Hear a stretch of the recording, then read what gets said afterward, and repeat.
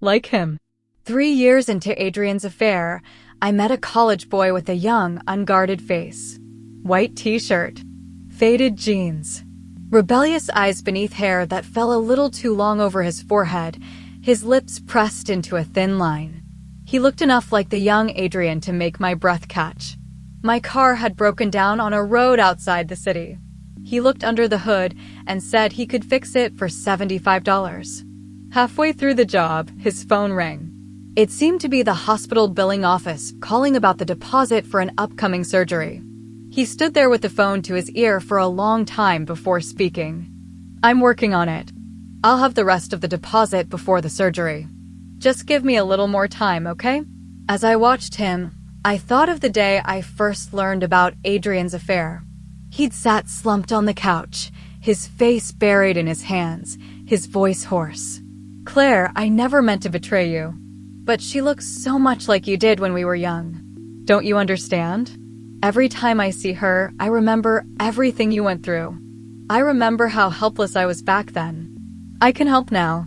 I just want to take care of her. It's like getting another chance to take care of the girl you used to be. Please don't hate me." And all at once, I didn't. Because now I understood. Chapter 1. When he finished, I slid behind the wheel and started the engine. It ran without a hitch. He held out his phone, a payment app open on the screen. I was about to send the money when his phone rang again. One glance told me it was the hospital. "Hello." His face changed almost instantly. "What?" "Okay, I'm on my way." The call ended. "Get in," I said before he could speak. He stared at me. "You need to get to the hospital, don't you? You look like it's urgent." "I'll drive." He pressed his lips together, then climbed into the passenger seat without further protest. It took him a while to murmur, "Thank you." I entered the hospital address into the GPS and pulled onto the road. On the way, I asked about his situation. His name was Noah Bennett. He was 21, a college junior, and the sole guardian of his 10-year-old sister. Their parents had died in a plane crash when he was 15. The estate they left should have supported both children until adulthood, but one of the relatives appointed to manage it had siphoned off part of the money. Then, the year before, Noah's sister had been diagnosed with a serious heart condition. Insurance covered most of her treatment. The deductible, coinsurance, and long-term care did the rest, draining what remained of the estate and leaving Noah in debt. Before he ran into me, he'd gone to see the relative who stole from them, hoping to recover at least some of the money. The man hadn't even let him through the door. "What are you going to do?" I asked. Noah turned toward the window, his expression calm. "If you're willing to work, there's always a way to make money." The second I stopped outside the hospital, he jumped out. He didn't even wait for the elevator. He shoved open the fire door and sprinted up the stairs. I picked up my bag and checked which floor housed cardiothoracic surgery. By the time the elevator deposited me there, the emergency seemed to have passed. A doctor stood in the hall, explaining something to Noah. A few minutes later, the little girl in the hospital bed opened her eyes. The tension vanished from Noah's face, replaced by a gentle smile. He smoothed his sister's hair and whispered something in her ear. She relaxed and soon fell asleep again. I looked at the contact I'd added only minutes earlier, thought for a moment, and sent him $7,500. Then I turned to leave. I'd made it only a few steps when Noah caught up with me. "Wait." His fingers closed around my wrist, then immediately released it as if he'd only just realized what he'd done. Words seemed to fail him. I smiled. "Take it. Consider it my good deed for the day. Your sister is adorable. I hope she recovers soon." The money made him uncomfortable. That much was obvious. But reality had already worn his pride down to almost nothing. His mouth opened more than once, yet he couldn't bring himself to refuse. At last, he said quietly, "I'll pay you back." I waved the promise away and stepped into the elevator. Chapter 2. The elevator opened into the underground garage. I took out my keys and started toward my car when a soft voice stopped me. "Adrian, I think I left the prenatal records in the car." My feet went still. A black Rolls Royce sat several spaces away, its rear door open. Adrian was bent over the back seat, retrieving a small leather tote. The woman beside him wore a soft, flowing dress. She had a sweet face and the gentle swell of early pregnancy beneath one hand. Neither of them saw me. She looped her arm through Adrian's. They exchanged a smile, intimate and absorbed, as though no one else existed. I thought of the year I miscarried. I must have been about her age. Our businesses had only just begun. We didn't have the time, the energy, or the money for a child, and the future terrified us. But we loved each other then.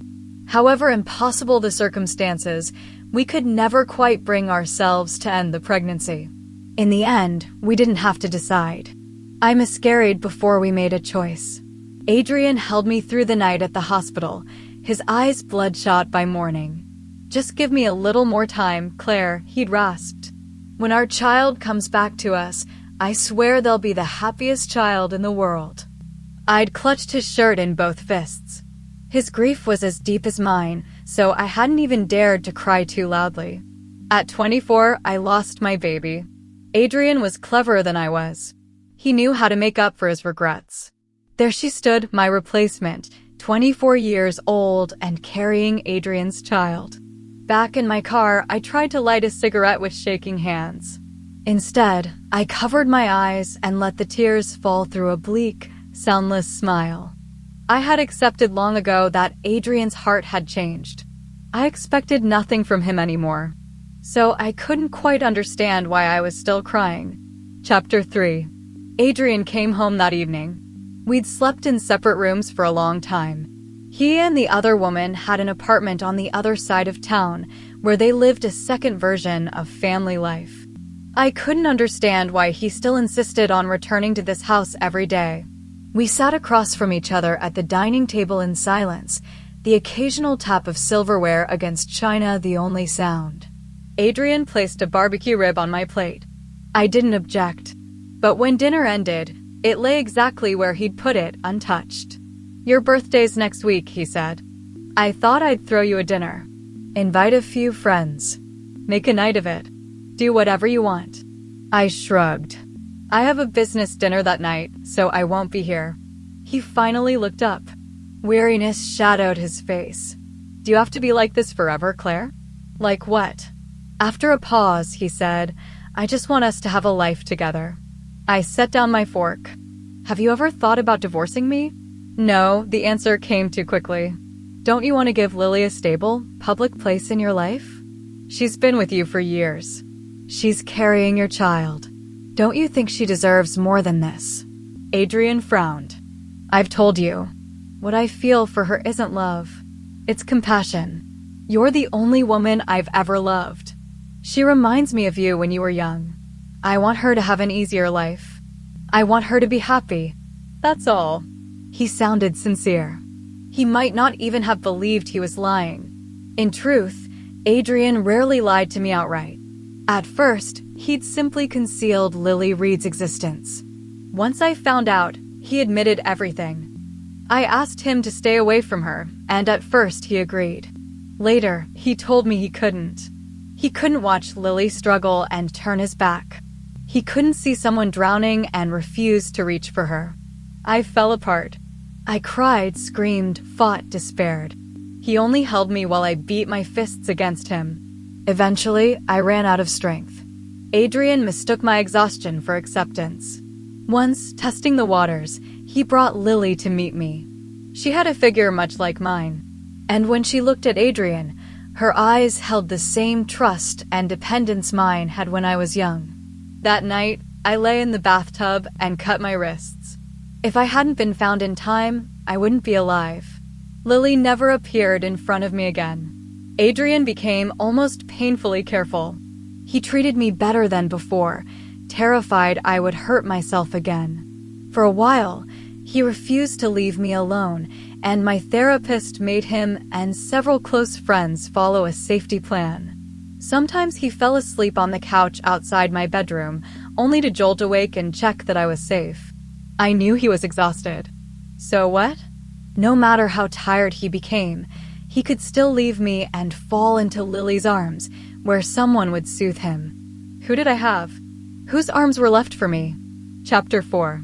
I'd made it clear I had plans on my birthday, but Adrian still cleared his entire schedule. Since I had to work, he moved the celebration to my office. I came back from an internal meeting to find hundreds of red roses and a stack of gift boxes in the corner, every logo more expensive than the last. Happy birthday, sweetheart. Adrian smiled and opened his arms. I walked toward him, then shifted half a step and passed him without a touch. His smile dimmed for a heartbeat before he summoned it again. I ordered lunch from that chef-owned place you used to love. They're delivering it soon. We can eat together. Sure. He hadn't visited my office in a while. Since I was busy, he didn't interrupt. He wandered around instead, studying everything that had changed. Then his phone rang. He silenced it at once, glanced at me, and turned his back to answer. The office was large, and he stood too far away for me to hear the other person. I knew who it was before he spoke. What? You fell down the stairs. His voice shot up. Remembering I was there, he lowered it again. I'm coming right now. Only after he hung up did he remember his promise to spend my birthday with me. He hesitated. I kept my head down and continued working. Claire, the words seemed to scrape his throat. Something's happened. I need to leave for a while. He hurried to the door, then paused with his hand on the knob and looked back. I'll try to make it back for lunch. Don't bother. Go take care of it. We both knew the truth. He said he'd come back soon. He wouldn't be back at all. Chapter 5. That night, I went to a bar for the first time in years. I'd never liked places like that. Too loud, too crowded. But every once in a while, I wanted to disappear into the noise. I chose an upscale lounge that had opened recently. When I took a table, the host asked how many people would be joining me. Just me. He knew how to read a customer. If you'd like, I can send over a few of our bottle service hosts. They'll keep you company, liven things up. My gaze traveled across the room and stopped in one corner. The host followed it, hesitated, then smiled. He's our most requested guy. He already has guests tonight, so there'll be a higher minimum if you want him at your table. Noah sat between two older women, a professional smile fixed to his face as he knocked back drink after drink. Money isn't a problem. Send him over. I didn't wait long. He approached my table with a dazzling smile. Thank you for asking for. Then he recognized me. The rest died in his throat. We meet again. I gave him a slow, unapologetic once-over. Who dressed you? You look ridiculous. Humiliation flashed in his eyes, though his smile stayed in place. I looked it up online. They said women who come here like this style. Sit. I tipped my chin toward the chair beside me. So this is your plan for making money? Selling bottles at a lounge. That was the polite version. The honest version was that he made his money selling attention, flirtation, and the suggestion of more. Noah said nothing. Did you get enough for the surgery? He nodded, then shook his head. Not yet. I'm close. How much are you short? 15,000. When's the surgery? The day after tomorrow. I raised an eyebrow. You're going to come up with $15,000 in 2 days? Planning to sell yourself? I meant it as a jab. He didn't deny it. Even that kind of arrangement isn't as easy as you think. 15,000 is a lot of money. Find yourself a rich woman. He pointed toward the booth where I'd first seen him. They offered me a private arrangement. They're splitting the cost. My drink went down the wrong way. Noah instinctively reached out to pat my back, then stopped himself. At this distance, I could smell the cheap cologne clinging to him. I hated it. I preferred the clean scent of soap from the day we met. It reminded me of Adrian when he was young. Your first time? I asked. His answer was barely audible. Yeah. I picked up my phone, tapped the screen a few times, and turned it toward him. Our message thread showed a transfer of $15,000. You're young. You go to an excellent school. Your future doesn't end in a place like this. Don't come back here. My company is hiring paid interns, and I need a project assistant. If you're interested, apply through the regular process. HR and an independent manager will decide whether you get the job. I'll disclose the money between us. You won't owe me a position. Chapter 6. Noah passed the interviews and background check and joined Sutton and Company as a project assistant.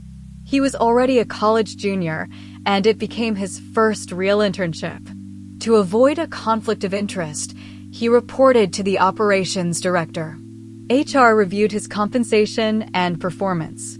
I could mentor him, but I couldn't decide his promotions or discipline on my own. On his first day, I told him, this company has high standards. I can recommend you, but I won't bend the rules for you.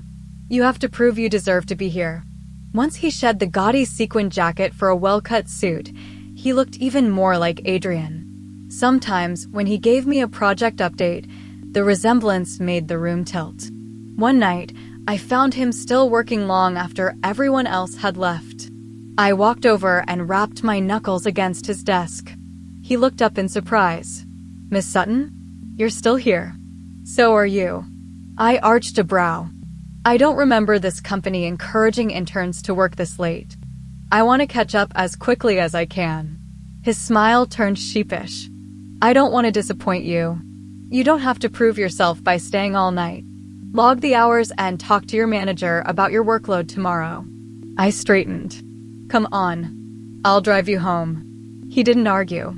He saved his work, shut down his computer, and followed me out. Thank you.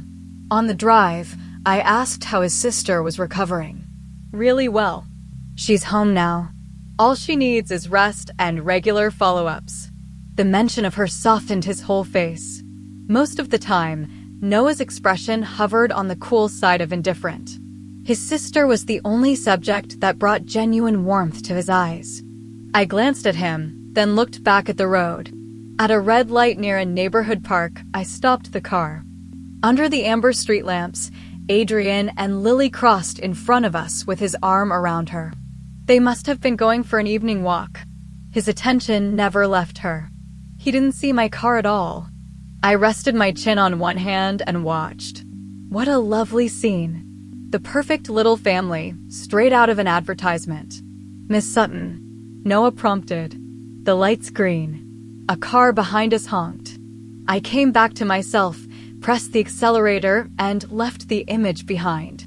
Outside his apartment building, Noah asked if I wanted to come upstairs for a minute. No. Then wait here. 5 minutes. Before I could answer, he ran inside. The motion sensor lights flickered on floor by floor. On a whim, I started the timer on my phone. He'd promised 5 minutes. It took him exactly 5. When he came back, he carried an insulated bag. You tell everyone the company doesn't reward pointless overtime, but you're always the last person to leave. He set the bag on the passenger seat. I made chicken soup. I bought a free-range bird at the farmer's market this weekend. Half for my sister, half for you. I don't have much to give you. Just this. He shifted, suddenly shy. Drive safe. Will you text me when you get home? He was too young to hide his feelings with Adrian's effortless control. Everything was right there in his eyes. I crooked a finger at him. He leaned closer, puzzled but obedient. I asked, may I? And only when he nodded did I reach up and ruffle his soft hair. I used to tease Adrian the same way. He'd complain that a man's hair was sacred, then duck his head toward me and ask me to do it again. I couldn't remember how many years had passed since then. Get some sleep. I'll see you tomorrow. Chapter 7. Noah learned at a startling pace. My recommendation had gotten him through the door. Before long, however, no one questioned his ability when he accompanied me into project meetings. No one could miss how much help I'd given him along the way either. My executive assistant and I were close. One day, during a casual conversation, she asked carefully whether my investment in Noah had anything to do with his face. She knew Adrian well. Of course, she had seen the resemblance at once. I didn't answer. My silence was answer enough. I knew better than anyone how much Adrian had suffered to reach his position, how many times he had fallen. If someone had guided him then, his road could have been so much easier. I had that power now. Noah didn't need to repeat Adrian's pain. "You and Mr. Hale," my assistant began. I smiled, patted her shoulder, and told her not to worry. If I no longer bothered thinking about my own future, no one else needed to do it for me. There was an industry summit at midyear, and I planned to take Noah. In a sense, I was opening doors for him, introducing him to people who could shape his career. He asked if I had time to help him choose a suit. The way a person dressed at a formal event was part of his professional image, he said. He didn't want to embarrass me. I agreed. His budget could stretch to a respectable mid-range suit, nothing more. I looked through several options and disliked all of them, so I took him somewhere else. "Miss Sutton." He kept his voice low. "I can't afford this brand." I smiled. "The company offers a formal wear allowance for employees attending the summit. Finance has already approved it. Anything over the limit will come out of my disclosed consulting budget. It won't be a personal gift you owe me for. I already owe you too much. Then pay it back with good work." I chose several outfits and handed them to him. "Go try these on." The store was quiet. I sat on a sofa while a sales associate brought me coffee and pastries. "It's been a while since we've seen you." It has. Adrian loved this label, and I used to shop there often. His clothes and his life were no longer my concern. I had no reason to come back. "We've just received the new collection. You should take a look." The associate had barely finished speaking when 2 more customers entered. Lily's arm was threaded through Adrian's, her face bright with a smile. "What do you think of this shirt, Adrian? It would look great on you." Perhaps she felt me watching. She lifted her head. The smile was still in her eyes when the rest of her face froze. Adrian stopped beside her. At that exact moment, Noah emerged from the dressing room. He was dressed entirely to my taste, a version of Adrian stripped of 15 years. "What do you think, Miss Sutton?" Noah looked uncomfortable beneath the attention. I rose and adjusted his collar, then fastened the button of his jacket. After smoothing the line of his shoulders, I nodded. "You look wonderful." Chapter 8. Claire. Adrian strode toward me, one hand already reaching out. Noah moved faster. He stepped between us without touching him. "Sir, please give her some space." Adrian almost laughed. "You're telling me to give her space? Do you have any idea who I am? Who you are isn't relevant. Miss Sutton hasn't indicated that she wants you near her." I patted Noah's arm, calming him. "What a coincidence." I smiled at Adrian. "You taking time off to go shopping too?" My gaze shifted to Lily's pale face, then drifted down to her stomach. She stepped back and covered it with one hand. To give her credit, she had always respected the boundaries of appearances. She never came around when I was present. She never deliberately interfered on dates that meant something to Adrian and me. I still remembered the first time we met. Lily had sat on the edge of my couch, her hands shaking as she apologized. She hadn't dropped to her knees. In this world, the gesture would only have seemed absurd. "Miss Sutton, I'm so sorry.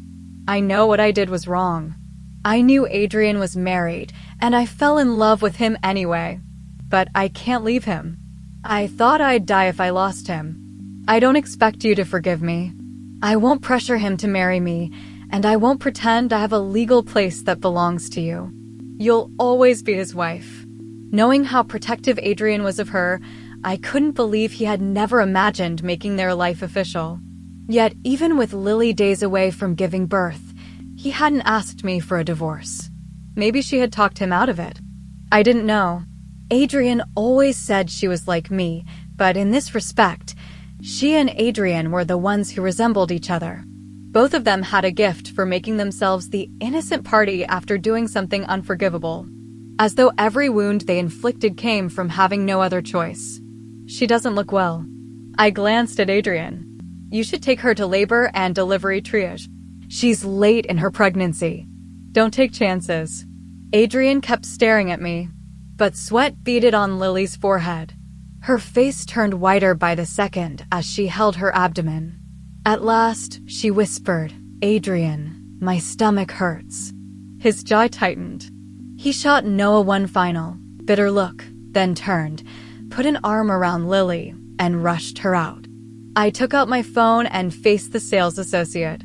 "Ring up all of them. Split the invoice between the approved clothing allowance and the overage budget." Chapter 9. Noah was quiet on the drive back. I parked outside his apartment building, but he made no move to get out. "That man in the store looks like me." At last, he turned to face me. "Can I ask about him?" "He's my husband." "You've been at the company long enough to know I'm married." After a moment, I added, "And he doesn't look like you." "You look like him." Noah gave a humorless tug of his lips. "So that's why you've been so good to me?" "Because I'm a substitute for him."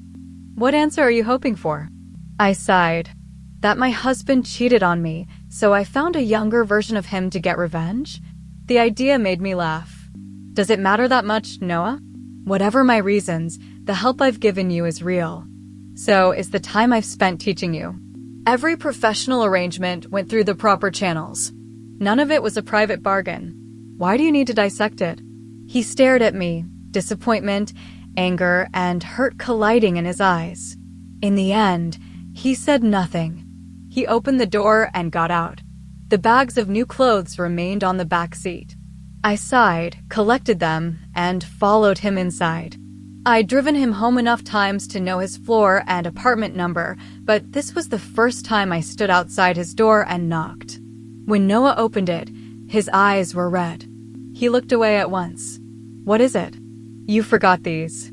I set the bags at his feet and turned to leave. His hand closed around my wrist. The pressure eased immediately, leaving me free to pull away, but he still refused to speak. I let out another sigh. "Your sister's home, isn't she? Don't let her see you like this. And relax. I don't think of you as Adrian's replacement. You're you. He's him." "Really?" I smiled and nodded. "Really." Chapter 10. The house was dark when I got home. I switched on a lamp and found Adrian sitting on the living room couch. That surprised me. Why wasn't he at the hospital with Lily? I changed my shoes and headed upstairs. "Claire." I looked back. "What? Don't you have anything to tell me about the man from today?" "His name is Noah Bennett, and he's a project assistant at my company." I held his gaze. "There. I've told you. Anything else?" The instant our eyes met, Adrian turned away, as if he was afraid I might say something worse. When he didn't continue, I went into the bathroom. He followed and stopped outside the door. "You and him." I looked at Adrian in the mirror and smiled. "You guessed right." All the color drained from his face. "I finally understand how you felt when you met Lily," I said softly. "When we were young, you had to beg people for business. You drank with prospective clients until your stomach bled. I hated myself for being so useless, for not being able to help you. I wanted to buy you beautiful clothes and make you shine like a movie star. You once broke 2 ribs protecting me from a group of men on the street. I begged God to be kinder to you. You weren't the only one left with regrets, Adrian. When I look at Noah, I see the man you used to be. I can't stop myself from helping him, either. He looks so much like you, and I don't want him to suffer the way you did. I understand you now." Adrian's face remained strangely calm, but his hand clamped around the door frame until his knuckles went white. A sharp edge of metal cut into his palm, leaving a thin line of blood. "I overreacted back then," I told him. "I'm sorry. Now we're even. So you won't interfere with Noah and me, will you? After all, no one should understand me better than you. Don't worry. Noah doesn't love the fact that you exist, but I've reassured him. He won't come looking for a confrontation. Like Lily, he's sweet. Considerate. He knows his place." "Do you love him?" Adrian asked. The question almost startled me. Of course not. I don't love him. I just can't help feeling sorry for him. I want to make things up to him.